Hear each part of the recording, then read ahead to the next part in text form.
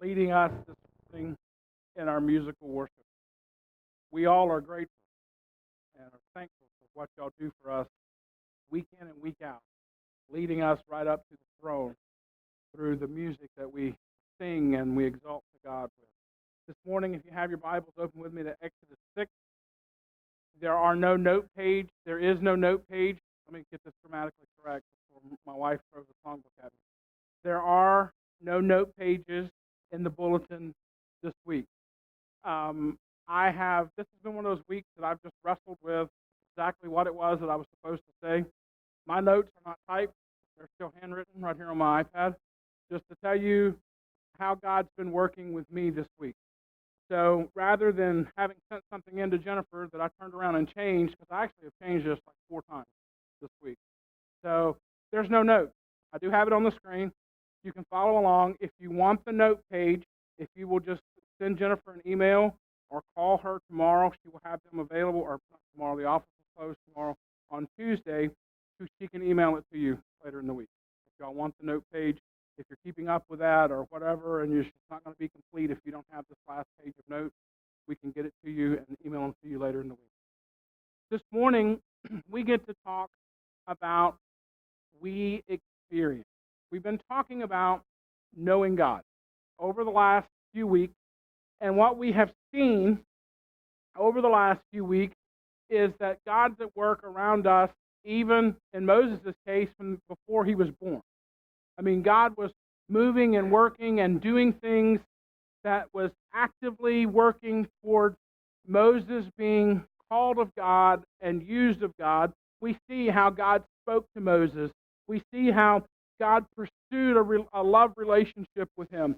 We see how God invited him to join in on the work that God was doing. And because of that, we saw that Moses had to completely trust God for what was going on. And then last week we saw that we have to make adjustments. That's probably the hardest part, right? Would y'all agree with that? Making adjustments to what it is that God's trying to lead us for in our lives. Well, today is just kind of a summary of everything put back together and saying, now we get to experience God. So this morning we're going to read a verse out of Exodus 6, and just you can follow along behind me here on the screen. You can open your Bible and read. If you have it on your device, you can read it there. If you don't own a Bible, then see me after church, and I'll put one in your hands that can be yours to keep. Exodus chapter 6, verse 1 this morning.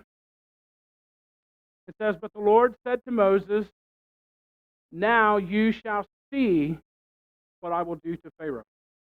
For with a strong hand he will send them out, and with a strong hand he will drive them out of his land." So let me just kind of catch the story up. Moses is just kind of out around the deserts of Midian. He's out minding his own business. He's doing his own thing, and he's not bothering anybody tending to his father-in-law's sheep. So he's out. He walks up on this bush that burst into flames, but the bush doesn't burn up. God speaks to him from this bush and calls him by name and tells him, I want you to go back to Egypt where you're going to lead my people out of bondage. Pretty clear, right? I mean, I think most of us, if we ran up on a bush that wasn't burning, okay, that's a miracle right there in itself. But if it started talking to us, we're probably going to be gone. Right? All right, so here's Moses. He has a conversation with God, and God tells him what he wants. Moses wrestles with this, tries to convince God that he's not the right pick for the job, and then he ends up saying, okay, God, I will go and do it. So this picks up after Moses has agreed to do this. He's gotten his family together. He's on his way back, and now God's saying, now watch and see. That's what I get from this text that I read this morning. Hey, I'm going to show you a little something over the next few days or maybe the next few weeks. I think it's amazing when we start seeing God move. One of the things, I just have to say this before, and it's not here, don't misunderstand me. In 22 years of of serving churches, one of the things I just hate to hear is people sit in church week after week and say, oh, it would be nice if we would see God. What are we going to do about it? Are we making adjustments in our life? Are we obeying God? Or are we seeking out His voice? I mean, let's get real here for a second. God had all these things going on with Moses, and it wasn't God just showing up out of the blue. There were some things that was already going on.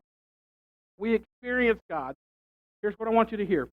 We experience God when we do His will. Church, hear me for a second. We can't get out here and serve self and think that God, number one, is going to bless it, and number two, is going to say, oh, well, I will change what I wanted for you, and let you keep doing what you want to with no implications. I don't like that word. No consequence. No consequence. You know what? There's great blessing when we serve God. But you know what the Bible also says? There's great consequences when we don't. Look through the Old Testament. You know what you see? God's people are blessed when they serve Him. They're cursed when they don't. They're blessed when they serve Him. They're cursed when they don't. That's the pattern going all the way through the Bible. We experience God. We're talking about knowing God. We experience God when we do His will. I mean, it's one of those kindergarten kind of statements, right? I mean, every one of you in here, when I read that statement off, you can sit here and say, duh. It's just kind of a no-brainer, right? I don't understand what it is as people that we get that messed up. We want to experience God without doing His will.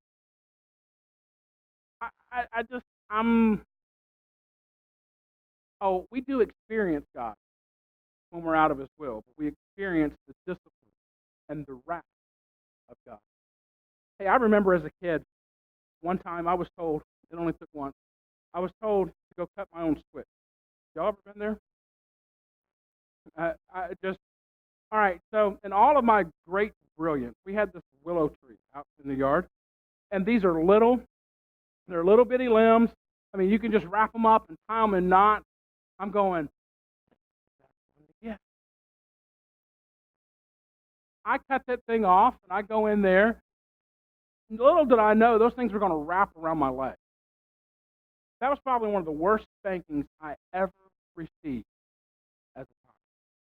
Never again did I have to go cut my own switch.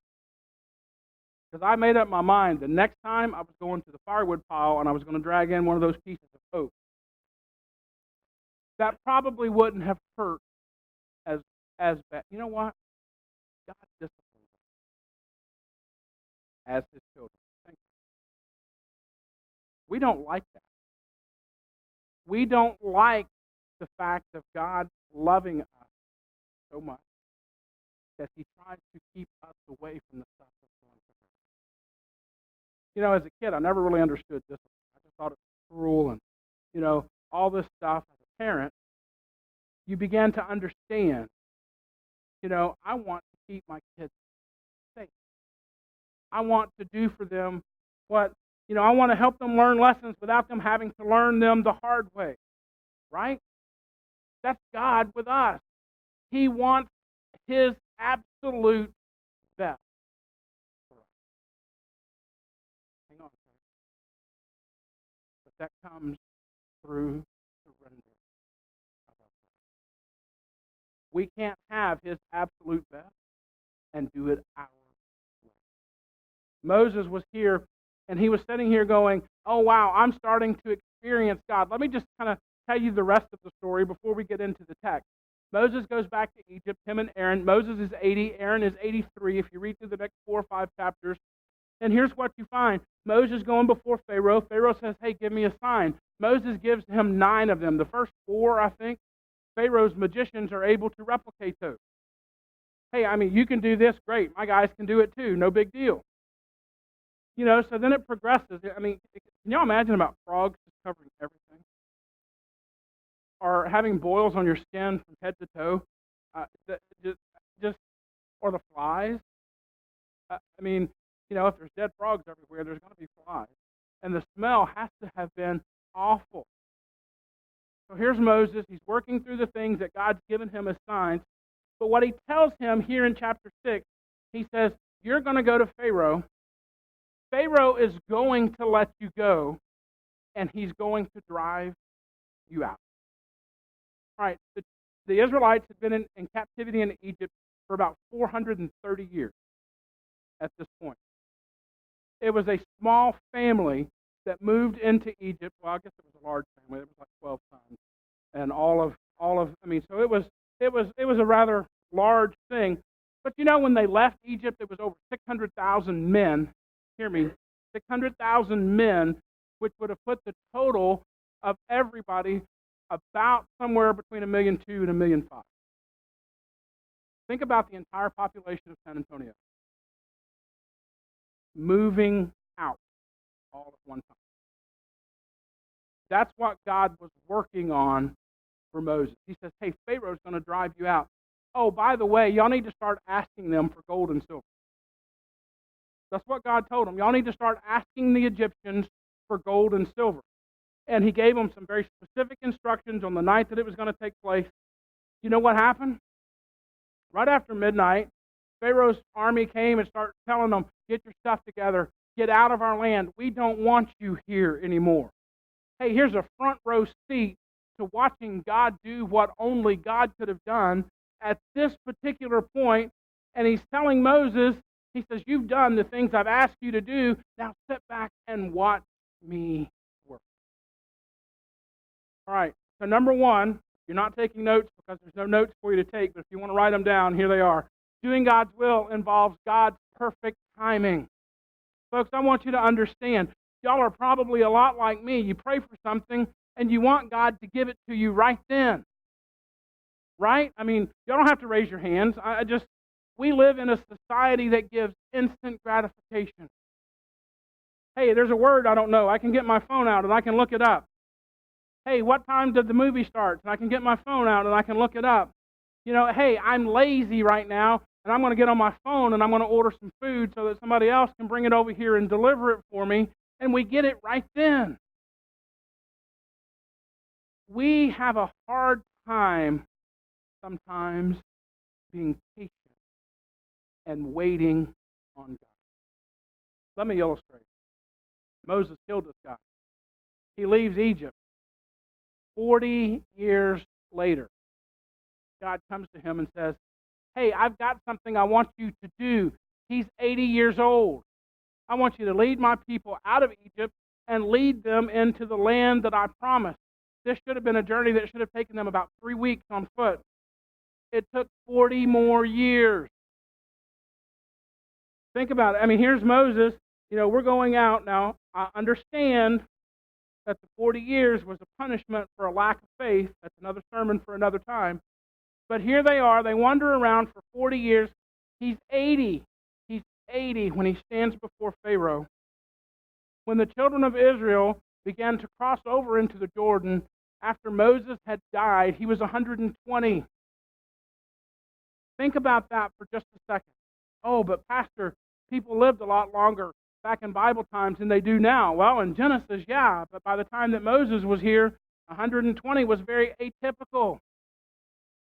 120, I'm going to keep serving God. I want to know what His will is for my life and for our church. And hey, God, we're not going to pray for it and say, God, we have to have it right now. God, we want your will and your way and your time for everything that we're involved in. See, that's where Moses was. God had gotten him to the point just to say, okay, God, I trust you that you're going to do what you promised me that you're going to do. I mean, he promised Abraham that he'd make him a father of nations, but Hebrews says that he didn't live long enough to see the promise, but he didn't give up faith. Right? Here's Moses, and God told him he was going to lead his people into the promised land. Moses had a sin issue later on in the wilderness. God told him to speak to the rock the second time, and he struck it instead of talking to it. And because of his disobedience, God told him that he couldn't lead his people into the promised land, that he would see it. He got to get on the mountain and look out over the horizon and see what God promised. But he died before he crossed the Jordan River to go into it. Here's Moses waiting on God's time. You know what I like to do? I like to give something to God and give him maybe a day or two. And then I want to go back and pick it up and say, God, you didn't do this in the time frame that I thought that you needed to do it, and I make a total mess of it. That's just me. I can see several of your heads nodding. I think that you probably relate to what I'm saying. Hey, God's not working as fast as our iPhone does, so we've got to go back and pick it up and try to take care of what God's wanting to do in our life. We have to learn to wait. You know, God says, hey, I'm going to do something amazing in your life, and he doesn't give it to us right then. Does that mean he's not doing it? No, that means he's getting us ready for whatever it is that he has going on in our life. You know what happens when a church starts praying, hey, God, help us to be an influence in the neighborhood that we're in. God, help us to reach the lost for the glory of heaven. God, help us to be able to do that. Do you start seeing people make professions of faith the next week? Not usually. You know usually how that happens? It's a few months down the road after God's people are praying for this and God's people start working God's plan toward this. You know, and then you start, hey, you have somebody out in the neighborhood that makes a profession of faith, or you're able to have a really, really good conversation with them, and maybe they show up at church one Sunday, and here's what we end up with. God working on his timetable. A few years ago, we were in San Angelo, and as we were doing ministry in the church, we just, it was the first year that we were there, I think Bible school was, 90 or so. The next year, it was like 150. The third year, we had almost 300. We were a church running about 75 or 80 and had about 300 kids in vacation, kids and adults. Total enrollment was almost 300, like 280. You know why? Because we spent 6 months praying as a church. God, give us this neighborhood. God, help us. Did that happen right away? No. Did we ever? You know what we saw that year in Vacation Bible School? 35 professions of faith in 1 week. In 1 week. You talk about just, you're sitting back and you're going, wow, look what God's trying to do. It was in God's timetable, not ours. The hardest part of that was us learning to wait, because you know what happens when we wait on God? God gives us his best. When we wait on God, God gives us his best. Here was Moses, and he's got this front row seat of saying, oh, okay, all I've got to do is go and give these signs to Pharaoh, and God's going to do the rest of it. Well, when all their firstborn sons died, here comes the people from the court of the king, and they're running God's people out. Y'all gather your stuff up and go. You're leaving right now. I wonder, this is just me, if Moses stepped back and just kind of chuckled and went, go God. It was just one of those kind of situations. God was moving mightily, and God's people were experiencing him firsthand. If we flipped over a few pages in Exodus, you know what it says? That after all the plagues that went on and after they crossed the Red Sea, it says that the people, God's people, started to believe. That they started to have faith for everything that they were seeing God do. Folks, that's a biblical picture of us experiencing God. Moses had it. We see God's people, that they began to come to faith, and they began to understand what it was. Number 2, if you want to write it down, doing God's will understands God has a providential plan.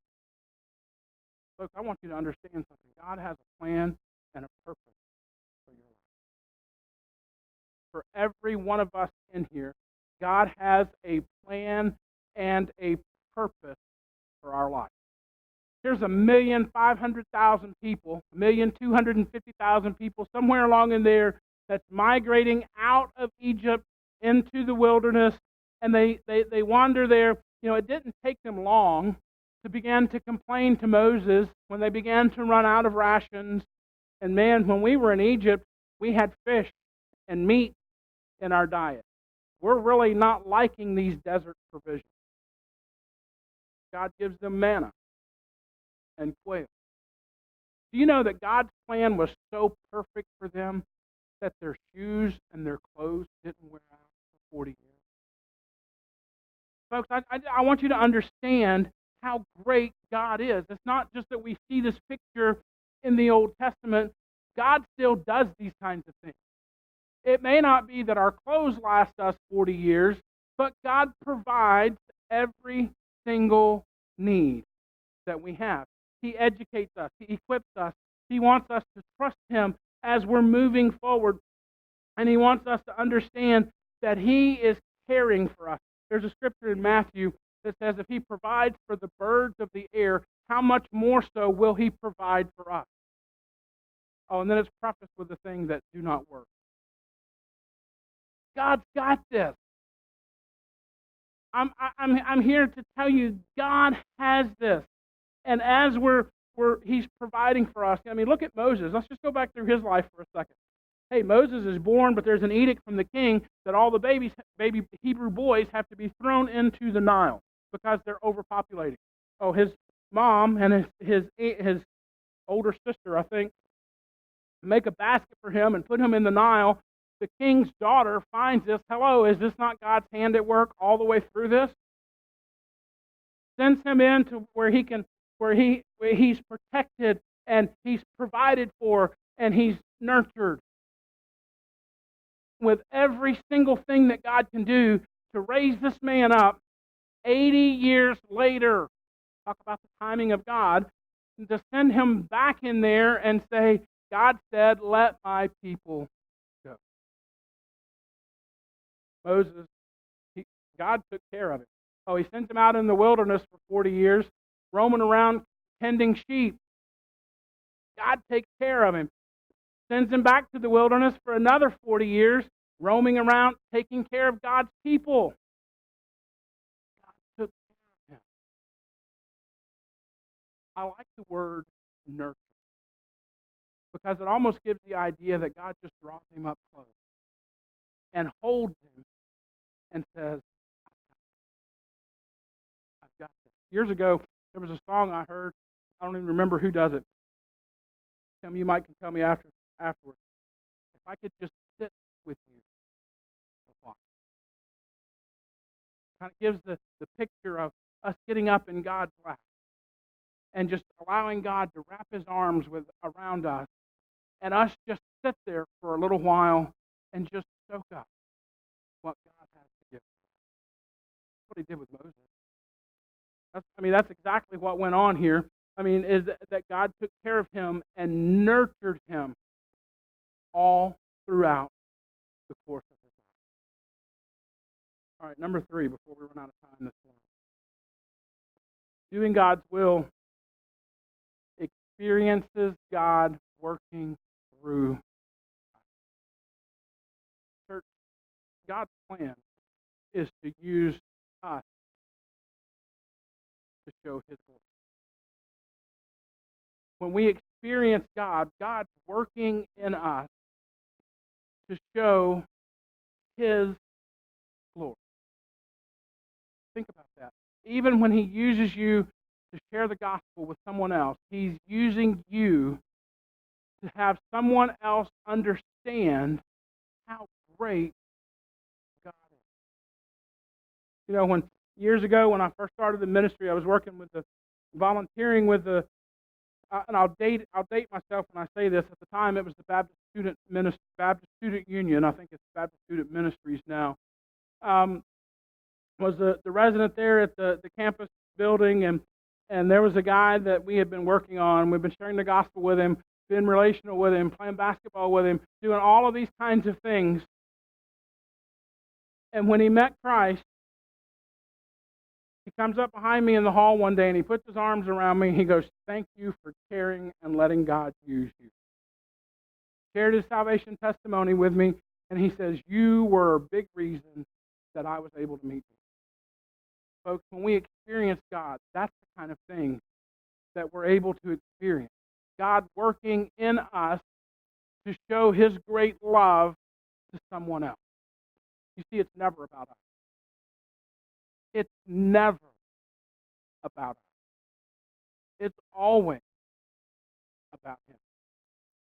You know, when we start working it and going, "Oh, you know, God's doing this, and look at me, look at me, look at me, look at me," I'm just going to go ahead and step out here and say it.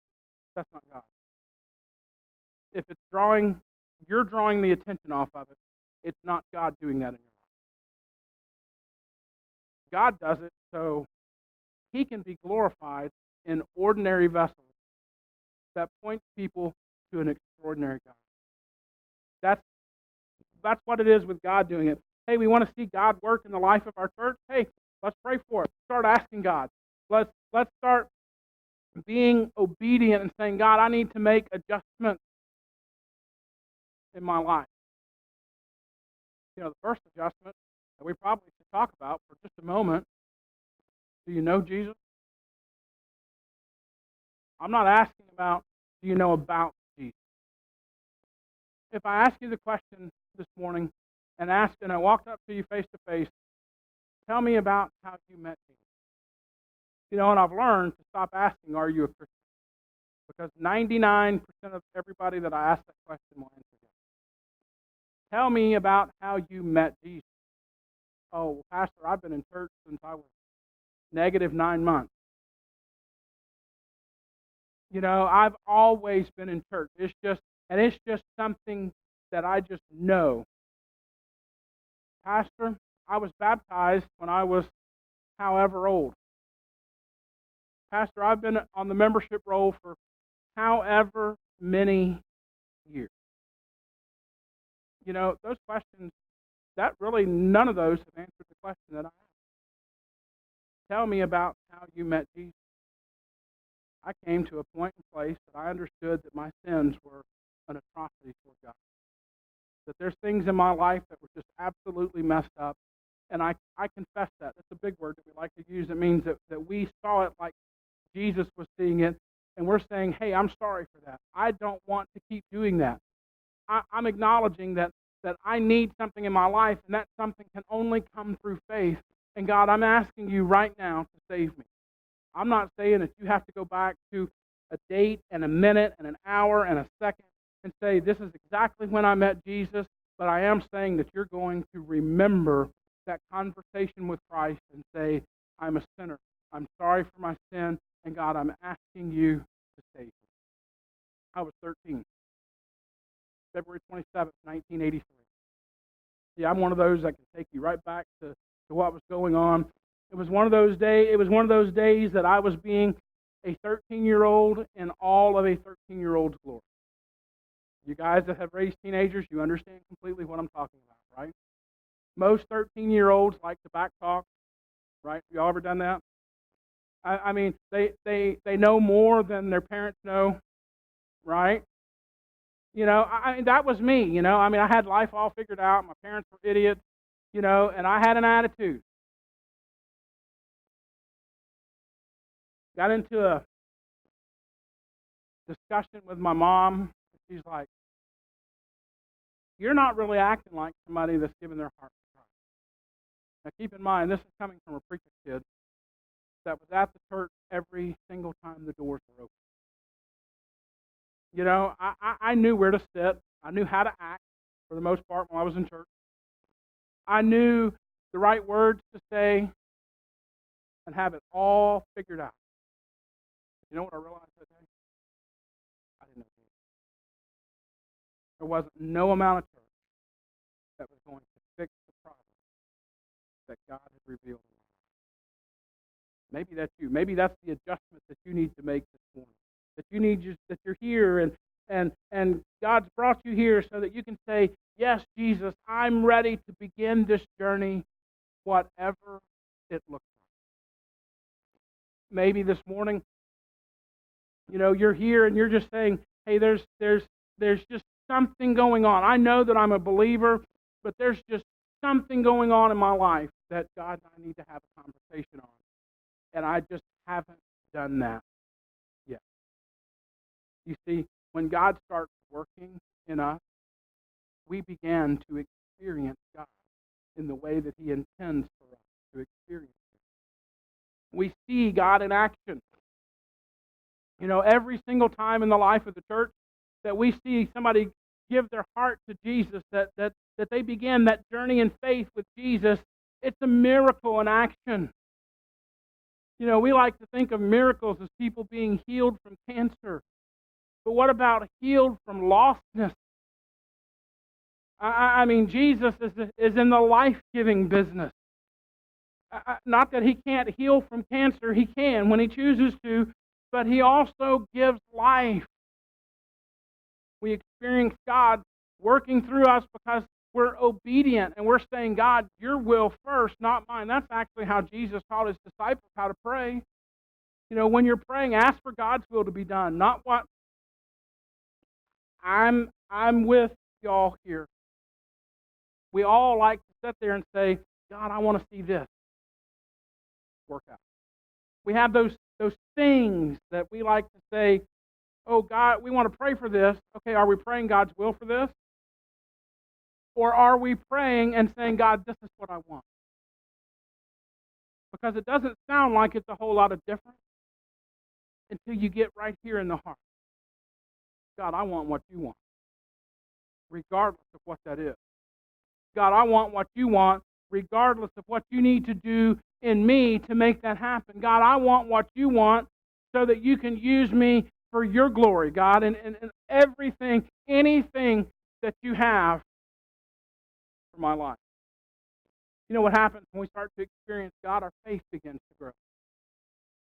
I want to shoot straight. I mean, here's Moses, and you're going to see. Here's God telling him, you're going to see these things. We don't really see issues with Moses trying to question God from this point. Now, some of you are going to sit there and go, oh, but in Numbers 33, Exodus 33, let's get this straight. Exodus 33, God tells Moses, he's mad at all the people, I'm going to leave you guys. Y'all are going to be here by yourself. I'll send you into the land. And Moses comes back and he says, God, you can't leave. You can't be that angry for us. God, we're your people. Where do you think that level of faith comes from? From him to step up before God and say, God, don't do this. Give us one more chance. God, help us to be your people. We see Moses, and he's got a front row seat to what's going on. As a pastor, oftentimes we have a front row seat in the church to see everything that God's doing and how He's working. It's amazing when people come and say, hey, I've given my life to Christ, or can you help me pray so that I can give my life to Christ? It's absolutely amazing. It's amazing when we see people as baby Christians that start to take in God's Word, and you see them begin to blossom and then bear fruit themselves. It's amazing as God brings us together as a family of faith, how He works in us so that we can experience Him in all of His glory. When we see God start moving and working, you know what happens? It not only increases our faith grows, but our confidence in God starts to grow. When we see a person come and say, "Hey, I've been thinking about this, and I'm ready to make Jesus my Lord," the church just kind of gets energized. You want to see the church really get energized? Fill the baptistry up, and let's use it for the next 6 or 8 weeks consecutively. You know what that does in the life of a church? people walk out of here saying God's moving and working because I saw evidence of it myself. God wants to use us, not only in the ministry of this church, but corporately together for every one of us. You know what happened with Moses? It got real. Serving God got real for him. God told him what he was going to do. Hey, I made a nice little acronym. The R. Moses had a relationship with God. Right? Would y'all dispute that? That relationship began to allow him to experience God with the E. Those experiences began to advance him toward more of God. So it's time for us to get real. It's time for us to get real. I mean, we spent 7 weeks now talking about what it looks like to know God, to experience God. It's time for us to get real. Do you have a relationship with Christ? If you say no, then don't wait till next week. Just step out, come down front. We can have a conversation on what that looks like. You need to get baptized? That's fine. Step out and come down front. We can have a conversation about what that looks like. God leading you to do something, to start something, to be something, to go somewhere, to do something. And it's all of these but God. It's time to say, God, we're ready to get real. As a church, if we want to experience God individually, if we want to experience God, it's time for us to get real. Lord God, we come before you this morning. Lord, we thank you for who you are, your goodness, your grace. But God, as it became real for Moses, God, help it to become real for us. God, give us the courage to do what you're leading us to do this morning. In Jesus'